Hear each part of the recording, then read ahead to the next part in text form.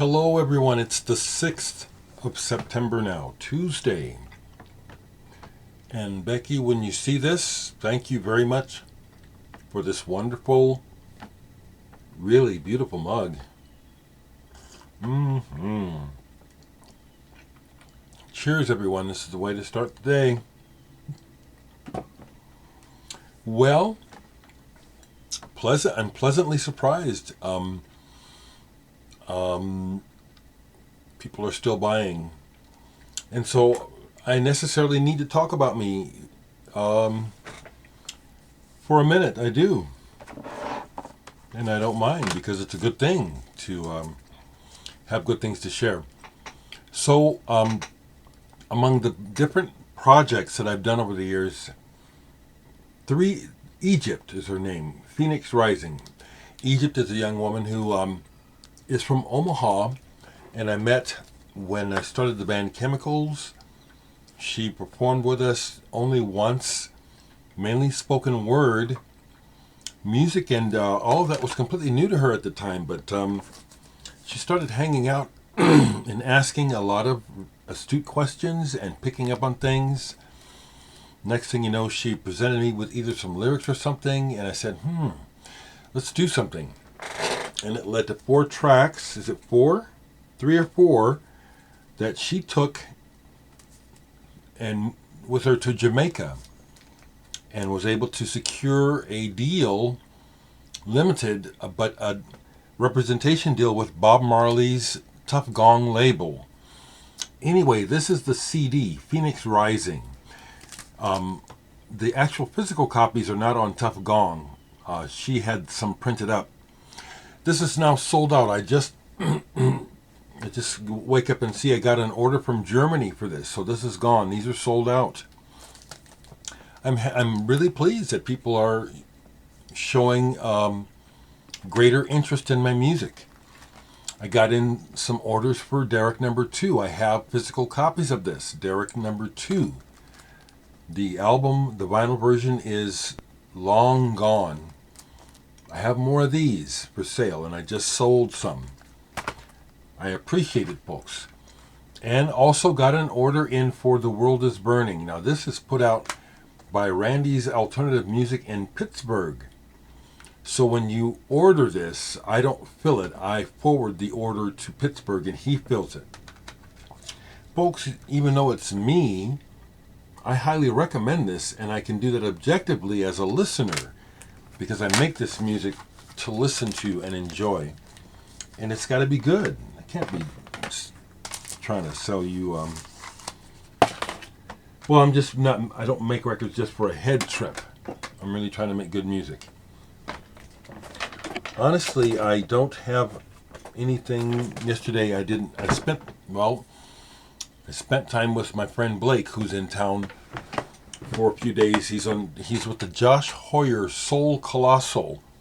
Some of you folks around the world may have probably seen my friend Blake in this band, Josh Hoyer. They tour the U.S. and Europe regularly. And we spent some time yesterday just hanging out. He's a good friend, you know. He's a friend, but he's so young. Sometimes I feel paternal towards him also in some ways. But the records we listened to, watched video, we listened to some David Sylvian. I turned him on to Volker Kriegel. And then we talked about he's been getting into some record collecting himself. He bought a Danzig album.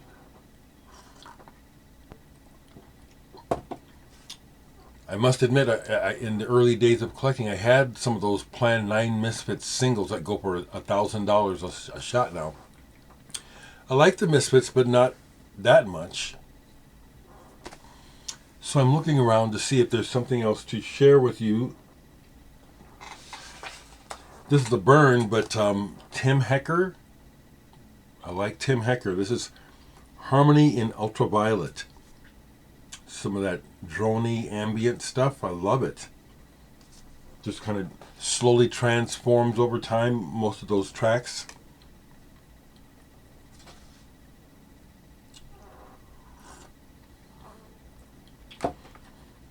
Not much to really say this morning. I gave the message that I got on for. But the next thing that pops in my head is I heard from my friend Craig. Yeah, Craig, that was cool of you to message me about the story about Alan, because Craig knows who Alan is. And it was a very healing exchange. And I have been thinking about him and Kathy and Gabriel and our good times. But I'm not feeling any need to reestablish contact, calling, or going out there. I love these people, and that's the most important thing. And again, like I said, the other thing that I'm really feeling good about is I don't have any enemies, not from my point of view. No one is my enemy. If you say you're enemy, if you say you're my enemy, I don't know why you're doing that. It has nothing to do with me. I'm ready to get along with everybody and be peaceful with everybody, including people who I've knocked heads with in the past. No enemies, no need for it. So I'll just continue this much by saying some other physical CDs I do still have in stock, but not very many. The soundtrack to the movie Life After X that I wrote the music, scored the music for. Not much happened with the movie. I know that the person who made the movie watches this, and Jim, you know I'm honest. I really didn't think much of the movie, you know. I'm glad that I got to work through you, and I'm glad I got to write this good music for it. But I have a few copies of this available for sale. I'm down to the last 4 copies of The Door.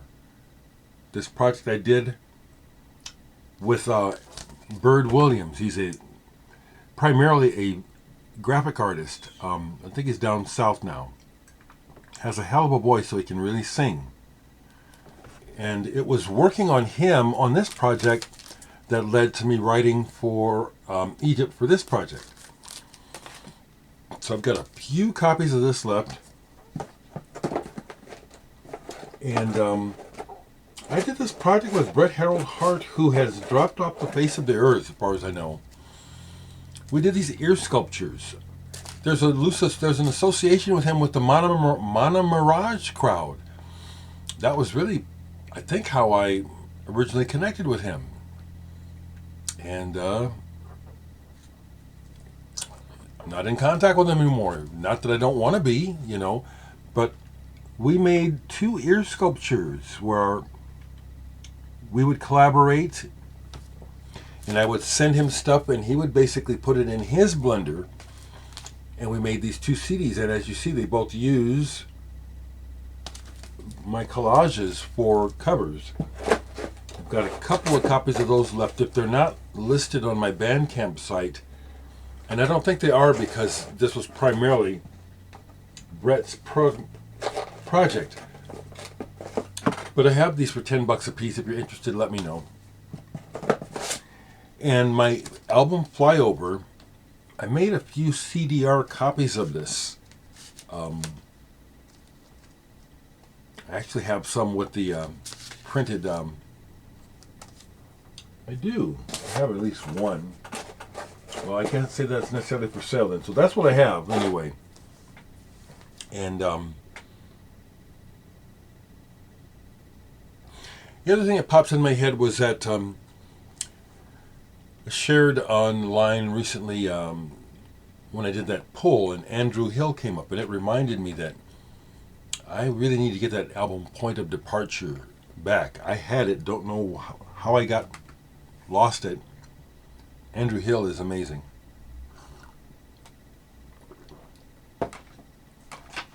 Folks, I appreciate the loving exchange that we have here, based on our shared love and interest in music and art. I value it. So thank you. Thank you for being with me. Okay, I'll do one poll and get out of here because nothing is really settling in. I told you what I needed to tell you. So again, this is a spot where we've gone before, and maybe we've seen Okay, so here's something. Kejsarens Nya Klader. Now let me look. Is this Swedish? Yes, jazz from Sweden. Now, I did not know any of the names on this when I bought this, but I found this used years ago. And because I've had a long-standing interest in the music and culture of Europe as well as other places in the world, I bought it. I have to play this again because I don't remember how this is, but if I've kept it, then it's definitely worth another play. Happy to say that I haven't been coming across too many records that need to be traded out. A lot of this is like permanent, you know. It really is part of a permanent collection that I intend to leave to my nephews. Well, shit. Is this an album that almost anyone, well, there was a time in my past when everyone knew and almost everyone had this album, Jimi Hendrix, Electric Ladyland.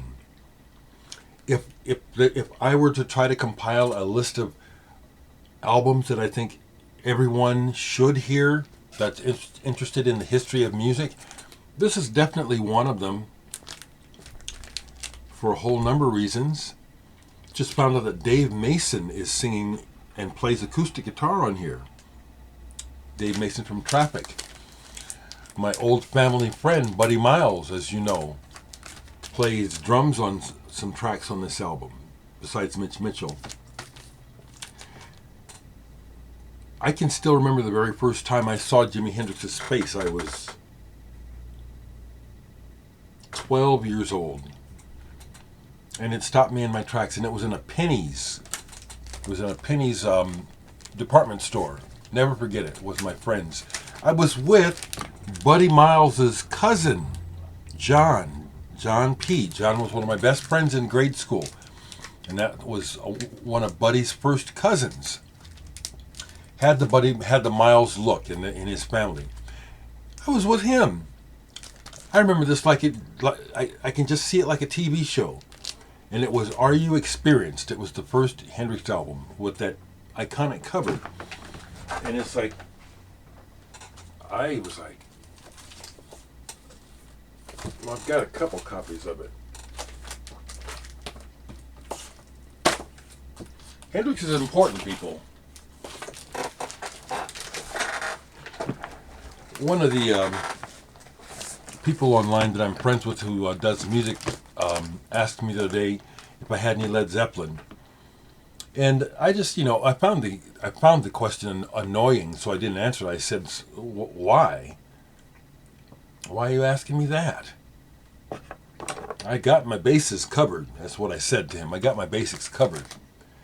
Hendrix, this is the Japanese pressing, old one too. But the first time I saw this, and I saw that black man with these white guys trying to look like him, especially when I turned it over to the back, I said, wow, wow.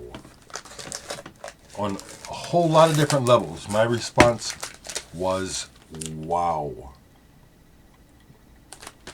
So Hendrix is absolutely extremely important to me, and I love his playing, even though he is fully about the blues. He took the blues and made it cosmic.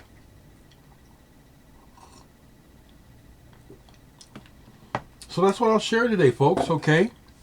Please, I'll leave my link to Bandcamp, and enjoy the music. Yeah, purchase it. It's well worth it. It is.